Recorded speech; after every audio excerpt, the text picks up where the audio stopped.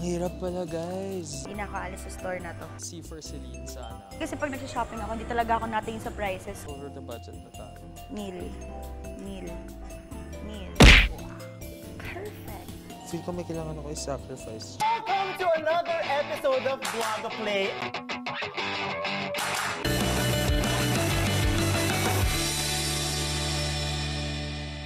Hi guys! Welcome to Vlog Play! So for today's episode, we are going to do the 1K Challenge! At ang goal natin dito ay magparamihan tayo ng mabibili natin sa loob ng 1,000 pesos. Yes, for Ayun. only 40 minutes. So Yes. are you ready?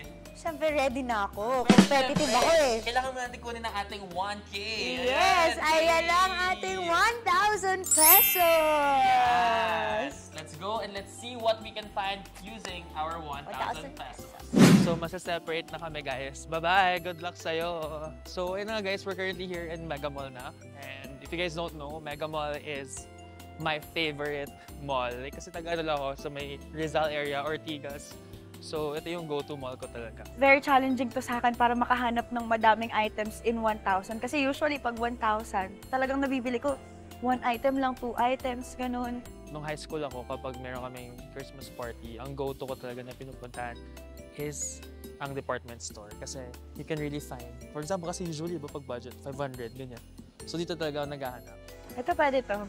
Ubus ka agad. 999 pesos. For 150 pesos. This is a deal. Kaya nang sinabi ni Mimia, drink your water. Ay, nako. Ito, nakahanap din ako ng planner na super mura lang. Para sa mga pamangkin. Feel ko kailangan ko kunin itong good stuff. Ang mura naman na ito. I'll get this. For 99 pesos. Okay, ang next goal, kailangan sa last 300 na matitira, 2 pa yung mabibili ko.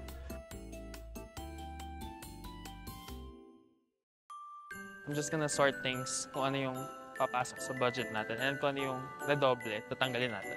Pwede to, pwede.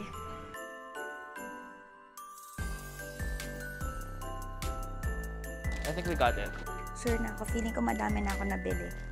Sobrang dami na nito para sa 1,000 pesos.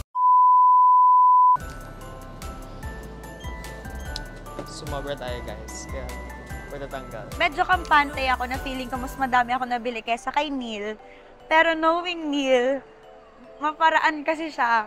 Perfect lang yung strategy ko na pumunta sa department store kasi nandito na lahat and hindi ko na kailangan palipat-lipat. So feel ko, kung nagpalipat-lipat sila si Lynn, nahirapan sila. And we're back! Nakaka-feel talaga ako ngayon na ako yung mas naging competitive ngayon. Let's see! Sure! Okay, first item is modeling clay for only 99 pesos.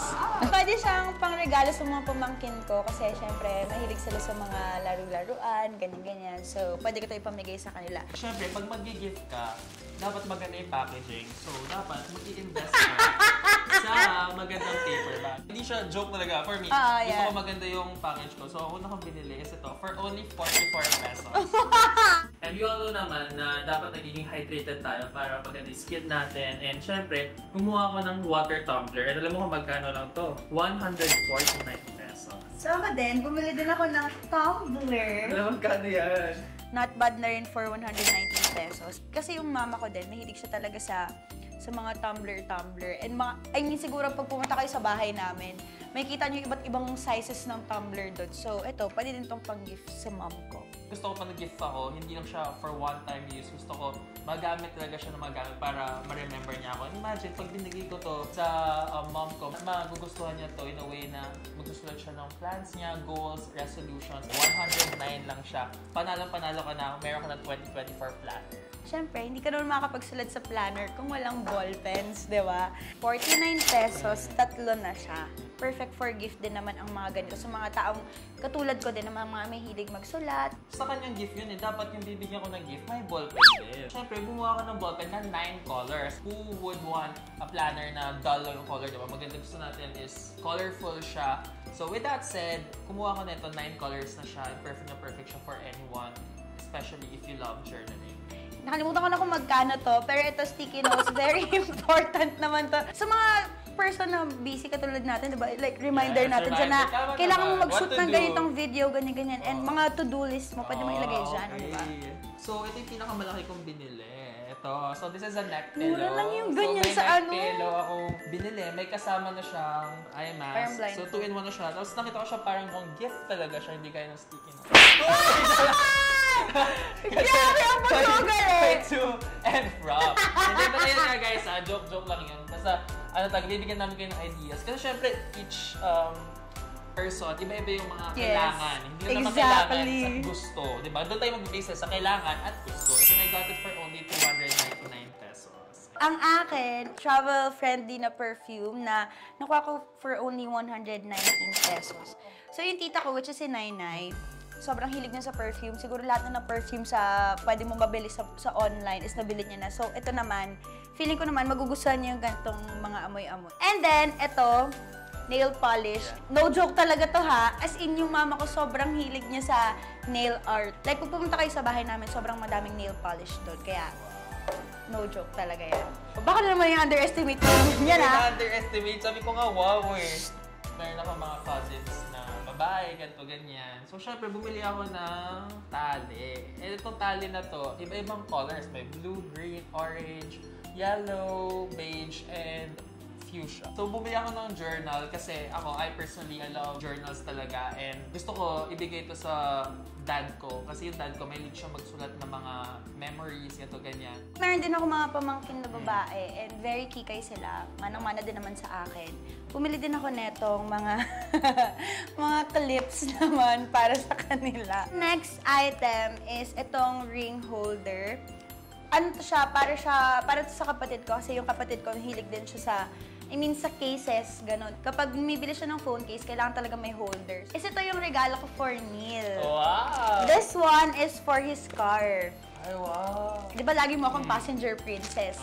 So, lagi yung gumaganyan yan sa likod, lagi. Paper bag lang talaga yung ano niya, yung meron siya dun sa likod ng car niya, sa likod ng upuan. Sobrang thoughtful ko sa part niya. So, huwag mo may underestimate. Ikaw, So, for me... Wala na! Nag-expect ako! Ba't ang dami mo nabili? Pakilabas. Hindi, joke lang. Wala na ako nabili, guys.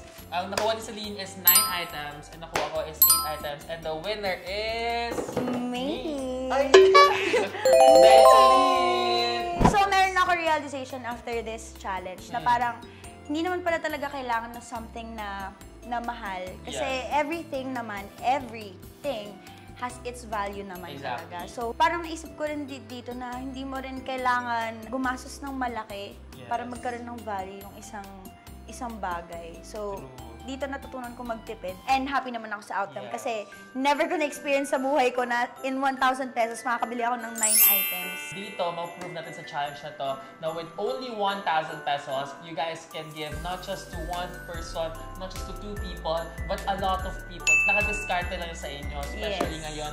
Sa Philippines, there's a lot of bundles, there's a lot of shops na, physical shops, online shops where you guys can buy your gift. So, for only 1,000 pesos, pwede ka na makapagpasaya, nakapabili. Thank you so much, Vlog of Manila, for having us. This has been Neil for Neil. This is Selena Bleza. And we'll see you guys soon. Bye, Bye! guys! May catch tayo dyan. So, binili niyo yung mga gifts, di ba? Thinking of your families. So, gagawin natin, mag-exchange gift tayo. So, yung mga binili mo, sige, mapupunta siya kay Neil. Okay. Kasi yung mga binili mo, Neil, mapupunta sa Neil. Yes. Actually, kaya rin ako nagbili ng ganito. Kasi ibibigay ko lahat actually kay Celine talaga. Yan talaga yung naisip ko. Kaya parang ready na akong ibigay siya. So, sakto-sakto, di ba? This crunch. Yeah.